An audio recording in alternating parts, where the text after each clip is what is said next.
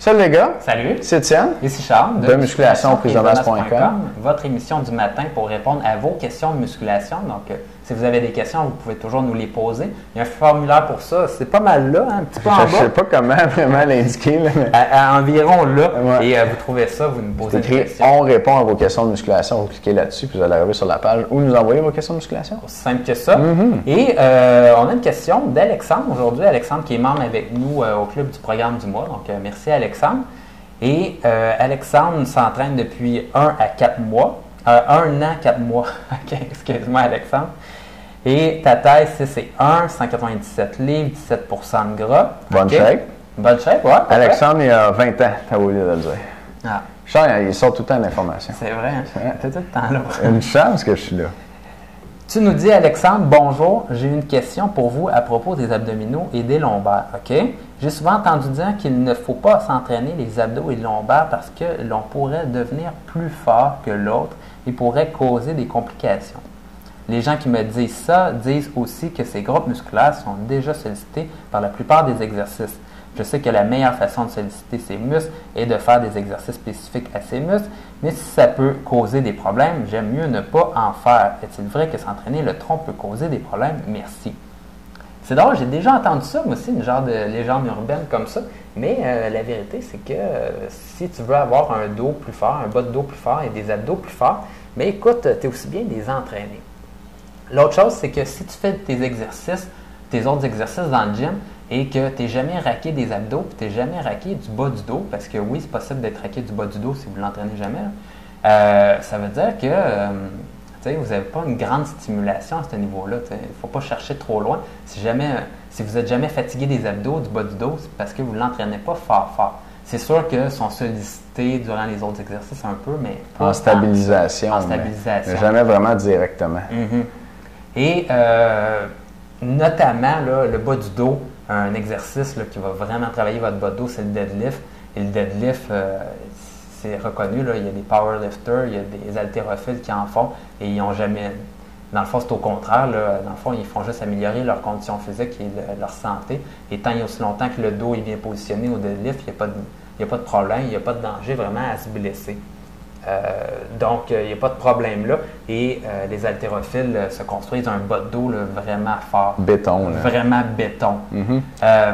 Tu peux peut-être continuer pour les abdos? Ben oui, là, je peux continuer pour les abdos, mais juste avant, Alexandre, j'ai vraiment le goût de te dire que si tu entraînes les deux, l'un va devenir plus fort que l'autre, puis ça va causer des complications, pas pantoute. Les deux vont se renforcer, puis dans la vie de tous les jours, ça va être plus solide pour résister, mettons, si tu glisses quelque part ou tu fais un faux mouvement. Si tu as un bas de dos et des abdos en santé, tu vas avoir moins de chances d'avoir des complications dans le genre ou de te blesser. Pour les abdos, c'est le même principe. Si tu entraînes tes abdos directement, ils vont devenir plus forts. Ils vont devenir plus forts quand ils vont être sollicités en stabilisation aussi.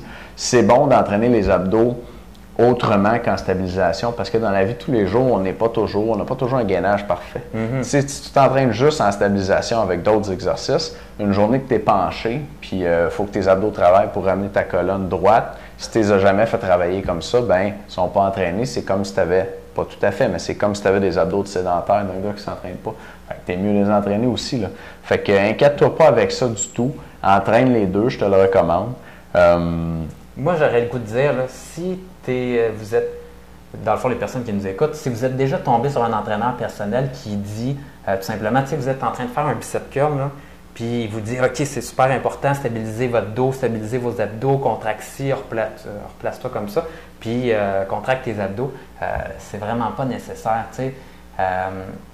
Pour les exercices et pour le risque de se blesser, ça ne sert pas à grand-chose. L'autre chose, c'est qu'il y a des gens qui disent qu'au squat, on travaille vraiment fort nos abdos, mais lorsqu'on y pense bien, les abdominaux, ça fait une flexion du tronc comme ça. Puis on n'en fait pas vraiment de flexion lorsqu'on fait le squat. On travaille, le bas du dos est sollicité. Les abdominaux, ils font juste stabiliser un peu, mais ils ne travaillent vraiment pas très, très fort. Donc, le bas du dos, vous allez le travailler dans certains exercices comme le squat, le deadlift, sans avoir vraiment à le cibler, mais les abdominaux, c'est très, très rare que on le travaille vraiment fort. Peut-être un petit peu les chin-up, des fois, là, si quelqu'un qui ne s'est jamais entraîné les abdos va être un peu raqué, parce qu'on stabilise un peu le tronc, là, mais c'est pas mal tout. Fait qu'Alexandre, tu nous dis, est-ce que c'est vrai que s'entraîner le tronc peut causer des problèmes? pas si c'est fait intelligemment. Puis en fait, si tu n'entraînes pas ton tronc, là, tu peux causer des problèmes. Les gens qui ont des douleurs lombaires, ils se débarrassent de ces douleurs-là en faisant de l'exercice, en les entraînant. Donc, n'aie pas peur de faire ça pendant tout, il faut que tu en fasses. J'espère qu'on a bien répondu à ta question, Alexandre. Cette semaine, on a un sondage pour vous. Il y a 2 semaines, vous nous avez dit, je viens tout le temps pour dire la semaine passée, mais c'est il y a 2 semaines, vous nous avez dit que vous vouliez qu'on vous montre comment créer vous-même vos programmes d'entraînement. Fait qu'on va faire ça, mais on aimerait savoir exactement ce que vous voulez qu'on vous dise. Fait que répondez au sondage qui est en dessous de vidéo. Vous allez avoir une petite surprise après avoir répondu. Absolument. Puis aujourd'hui, on a quelque chose pour vous. Tout simplement 10 trucs techniques pour augmenter de 30 livres votre bench press. C'est des trucs pratiques, faciles à utiliser au gym.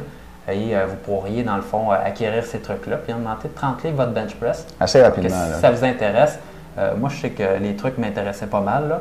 Donc, si c'est quelque chose qui vous intéresse, allez voir ça. Merci de nous écouter. On se parle demain. Salut!